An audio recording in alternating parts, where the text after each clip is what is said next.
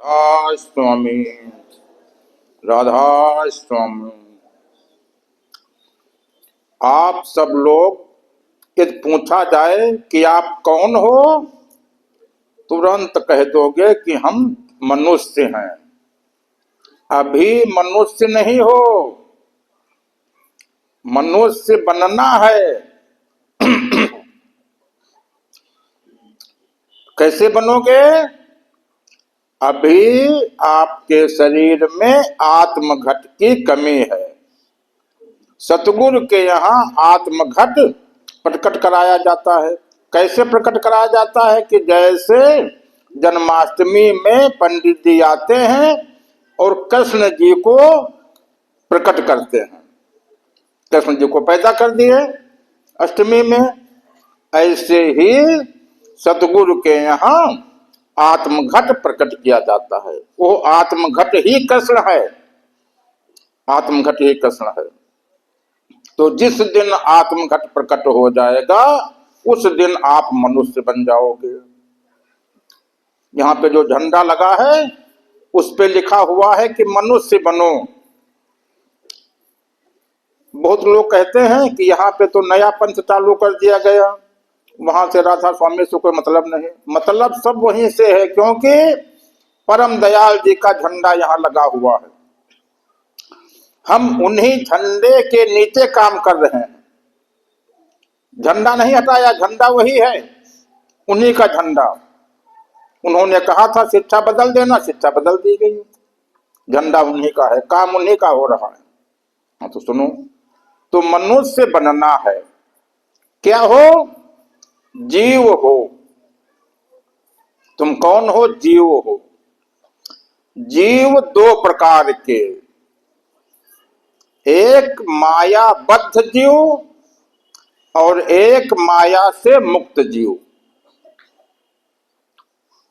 तो देखो कि अभी तुम मायाबद्ध हो या माया से मुक्त हो चुके हो। जो माया से मुक्त हुए हैं उनको कहा जाता है मायाधीश। सब केवल जीव का ही खेल है, केवल जीव का ही खेल है और दूसरा कुछ नहीं, केवल उसी का खेल। यह जब उस अवस्था में पहुंचेगा, धर्म पे पहुंचेगा, यही मायाधीश बन जाएगा। यही इसी का अवतार, वामन अवतार हो जाएगा इसी जीव का।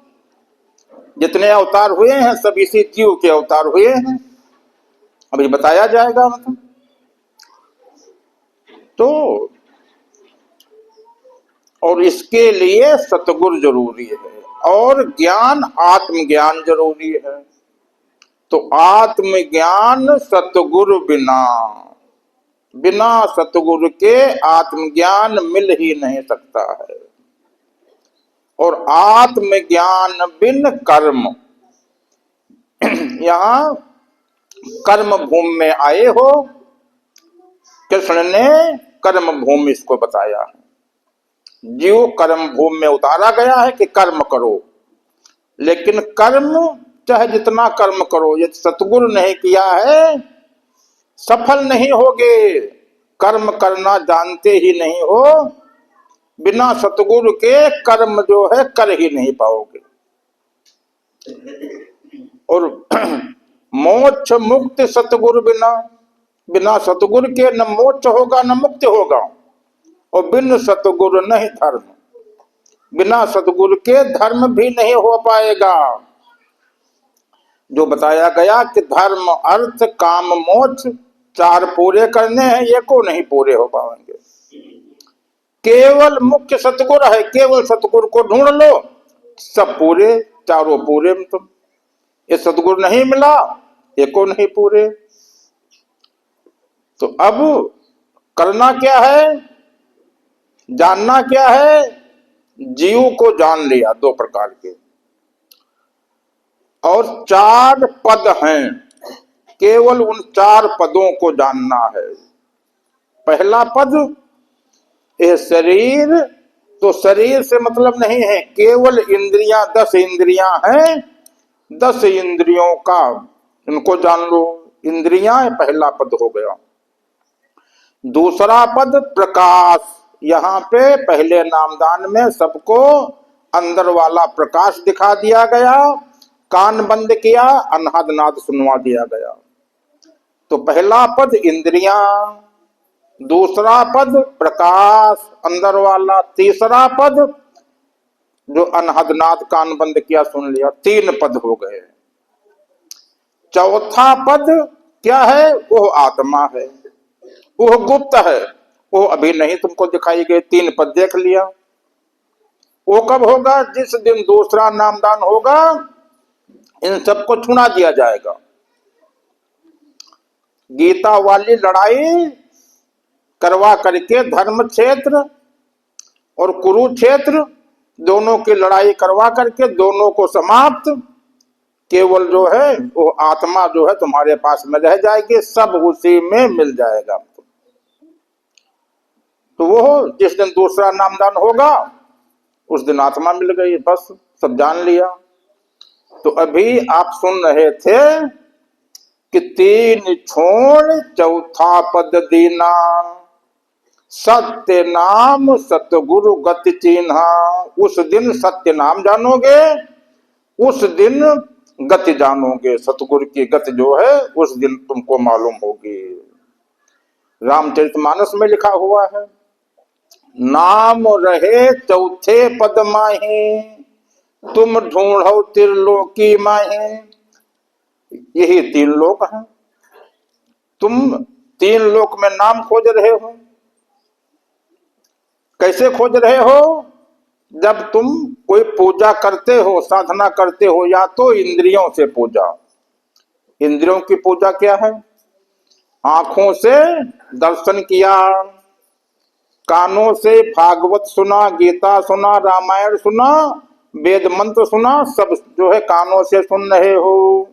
आंखें देख रही हैं, पैर से, पैर तीर्थ यात्रा करने के लिए जा रहे हैं, सत्संग पैर आ रहे हैं, हाथ से आरती कर रहे हैं, मुंह से प्रसाद खा रहे हैं। यह इंद्रियों की भक्ति है। यह पहली भक्ति हुई, इंद्रियों की भक्ति।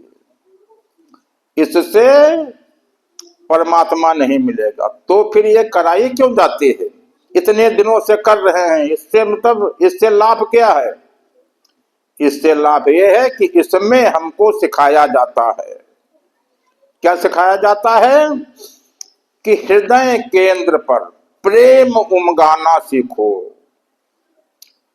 हृदय केंद्र पर खूब प्रेम उमगाओ और सबसे प्रेम करना सीखो। जितने अवगुण हैं वो सब समाप्त कर दो और गुण प्रकट कर लो, फिर आगे बढ़ो। गुण प्रकट ही अवगुण ही दुरावा। तो अवगुण कौन कौन है? अवगुण एक तो काम, क्रोध, इन्हीं अवगुण को ये आसुरी शक्तियां हैं। आसुरी शक्तियां सुना होगा कि जब कोई तपस्या करता था तब असुर लोग आकर के उसमें विघ्न डाल देते थे कि इनकी तपस्या भंग हो जाए। काम, काम से सभी छले गए, काम से सभी जो है देवता छल लिए गए। जितने ऋषि मुनि हैं सब छल लिए गए। विष्णु भगवान जो है वो भी छल गए, पत्थर बन गए। और क्रोध में काम हो गया। क्रोध से क्या होता है? कोई 1 साल तपस्या करे, बस तुम उसको गुस्सा दिला दो, सब तपस्या भंग, उसके पास कुछ बचा नहीं। और क्रोध से क्या होता है? अरे बड़ी बड़ी बीमारियां क्रोध से ही होती हैं। अभी आपको जो है निशांत भैया ने भी बताया कि गुस्सा न करो,